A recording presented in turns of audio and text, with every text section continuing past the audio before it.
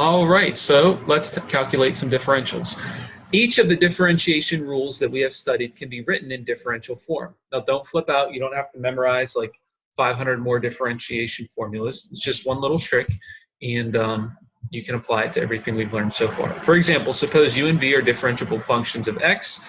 By the definition of differentials, you have du equals u prime times dx, and dv equals v prime. So, like, remember how we used du dx is the same as u prime, just two different notations. Just multiply by dx.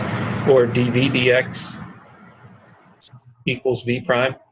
Well, to get it in its differential form, just multiply by dx. Okay?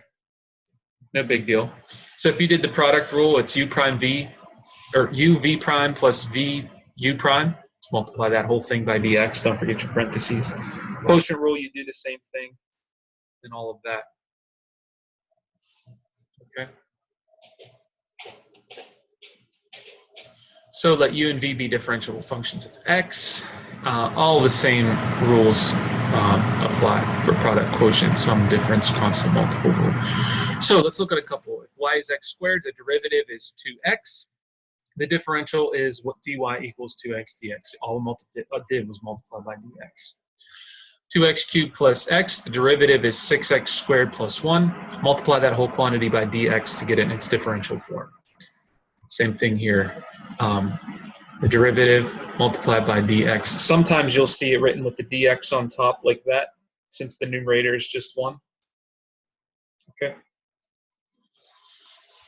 And 1 over x, the derivative is negative 1 over x squared. In differential form, just multiply by dx. You get negative dx over x squared.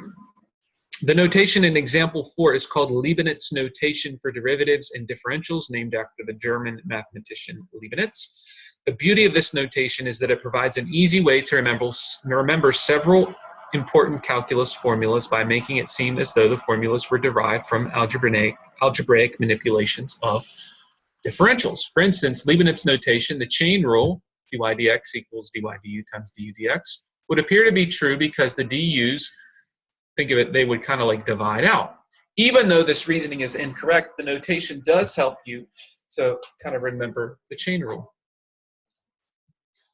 Differentials can be used to approximate function values. To do this for the function given by y equals f of x, use the formula f of x plus delta x is approximately f of x plus dy. So think about this. This is like the new y value is approximately, the original is approximately y1 plus the change in y, okay? This is like y2 is approximately y1 plus your approximate change in y. Okay, that should make sense. So f of x is, remember, dy is just the slope times your change in x. Okay, so the new y value is approximately the old y value plus your slope times change in x. So your rate by how long you've done that rate for. Okay, so if you're going 50 miles per hour and you had already gone 10 miles, and you wanted to figure out how much, you would go, in another 2 hours, you would do 10 miles plus 50 miles per hour, your rate, times how long you've gone that, times 2. So you would have 10 plus 50 times 2, or 10 plus 100, or 110.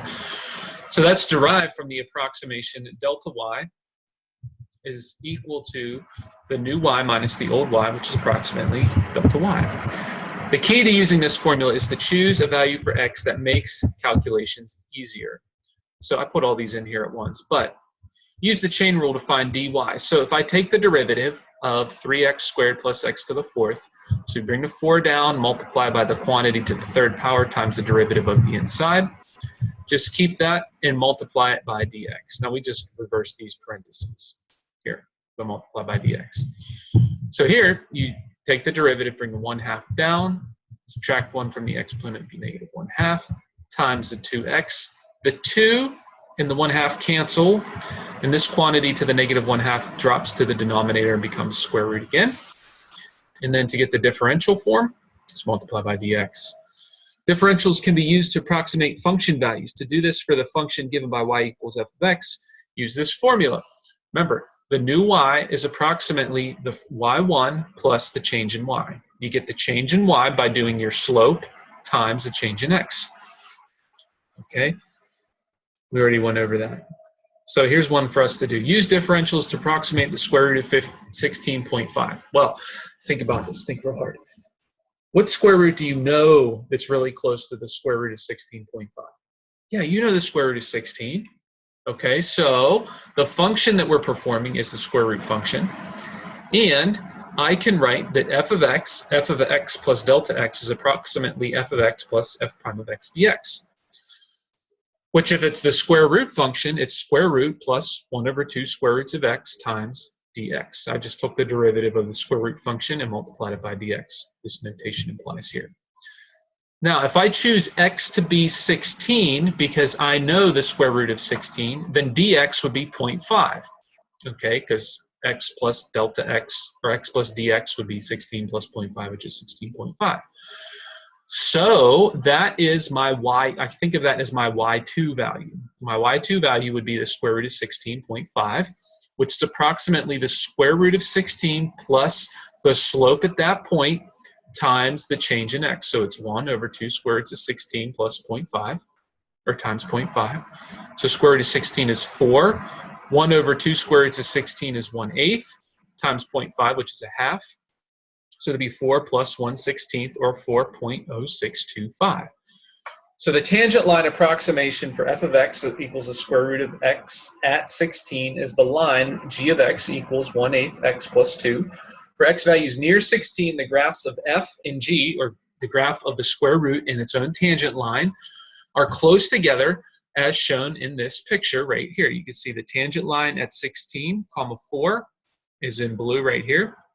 And it's really close to the square root graph as long as you're, relatively close to 16. Now, if you were trying to approximate the square root of 4, or the square root, let's say, of 4.3, using the tangent line at x equals 16, you're going to have some error problems there because you picked a value for your tangent line approximation far away from the point at which you're trying to approximate. If you're trying to approximate the square root of 4.3, you better be picking this square root of 4, or x equals 4, as your point of tangency, and then doing all this at that point.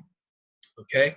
So for x values near 16, the graphs of f and g, so the function and its tangent line, are close, as shown in this figure. So the square root of 16.5, if you use a calculator, is 4.0620. Our tangent line gave us 4.0625, which is relatively pretty close. It's within 3 decimal places of accuracy. In fact, if you're using a graphing utility to zoom in near the point of tangency, you will see that the two graphs appear to coincide. Notice also that as you move further away from the point of tangency, the linear approximation becomes less accurate, like the tangent line becomes further away from the actual curve. All right, guys, well, that's it for this section. As always, reach out to me if you have any question, and don't forget to move on to your assignments. Talk to you later.